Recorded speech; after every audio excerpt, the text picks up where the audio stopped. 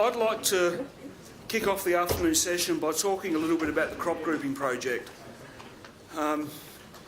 We've talked about this for a couple of years now, I think, and I trust you see that at least the formal side of this is progressing. At least the public formal side of it is progressing.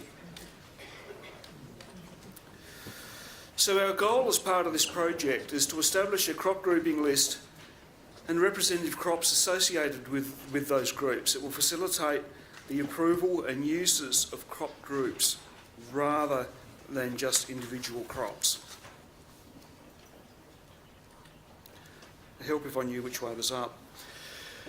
We have the project's been underway for a couple of years now. Phase one of the project was to develop an Australian national list of crops and classify them into crop groups. Now, for this list, we used as a basis the Codex classification of foods and feed crops, and we enhanced that or expanded that to cover crops that weren't picked up in the Codex classification. There's a number of reasons for that. Parts of the Codex classification, at least at that time, were quite old. And there are, especially from the minor crop viewpoint, there are a number of crops that aren't in the international classification that we grow here in Australia. Consultation on that list occurred in late 2015, early 16, and we published, it says there a final list, but I guess I should say the first final or the inaugural Australian crop group list in December 2016. I say the final initial or the inaugural because these lists need to be living documents, and we are currently undertaking already a review and update of that list associated with some fairly major revisions to the Codex crop grouping list that was finalised at CCPR in April, May, and have gone through the Codex Alimentarius Commission in about July this year. Phase two has been to establish some key representative commodities and some extrapolation principles for us to use this crop grouping list. The consultation on phase two will occur late in 2017, and in some ways we're pretty close to being there. Internally we've got these representative crops selected, and it's really a matter of us now getting to the point of how we best represent them from an understanding viewpoint before we push it out for consultation and see if we've got it about right. Now, these representative commodities will cover more than just rep crops for residues purposes that we've had in the past, although residues are still a key part of this. They will also cover representative crops or commodities that can be used for extrapolation for environmental assessment purposes and worker health and safety assessment purposes. We're expecting that consultation to occur late this year and completion hopefully in the first half of next year. Now, the overall representative crop list will actually look fairly close to the list that we currently use for residues. For instance, for citrus fruits, the rep crops will be oranges and lemons, and I guess there's no surprises for plum fruits, it'll be apples and pears. When we move into applying these crops for environmental purposes, there may be a few exceptions there that are listed in the final document, and we'll get to discuss those at consultation.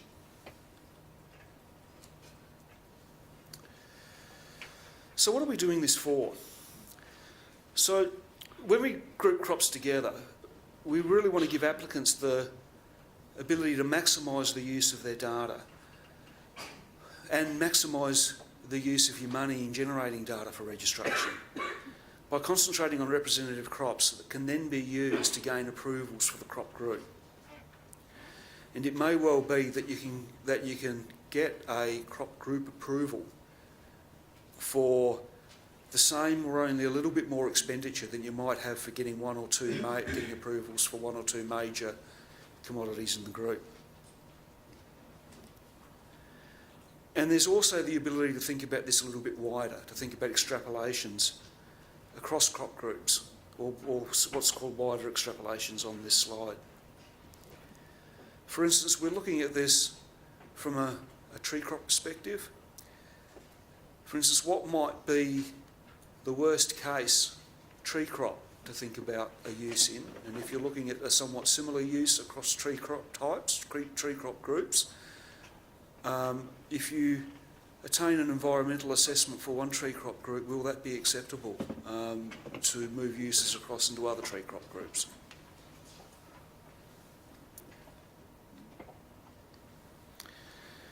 So I've got draft on the top of this table because I don't want you to take this away as being final, because we're doing a fair bit of internal thought on this at the moment to make sure we're actually capturing the picture that we want to present and highlighting when we might need to put exceptions against this. For instance, these are tree and berry crop groups listed here on this table.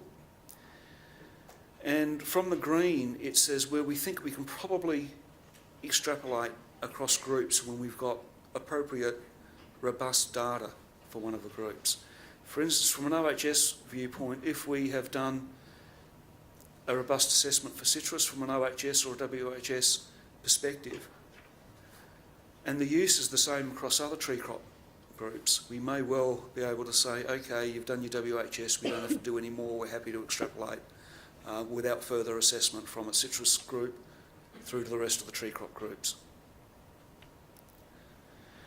There's a break between the tree crops and the berry fruit groups, because sometimes if we've got a grape assessment, we may be able to take that further, but many times we may not. So there's some case-by-case texts and instances we've got to think about in those ways. Similarly, for environment, for instance, if you come to us for a use approval on citrus, it is highly likely that the environment assessment for citrus will cover off on the rest of those groups in the vast majority of cases. And we're hoping that this will also potentially change the questions you ask from us at registration, and we're thinking about how we actually ask the appropriate questions of us ourselves at registration as well. For instance, should an applicant come to us and ask us for a use approval in citrus, we may well think about that from a viewpoint of doing an assessment for the whole tree crop group rather than just citrus. And if we can say yes without any specific conditions or without any lower level degree of assessment, it's an easy way of ticking off to say, okay, for that particular use, we're okay for environment purposes for all of the tree crop groups.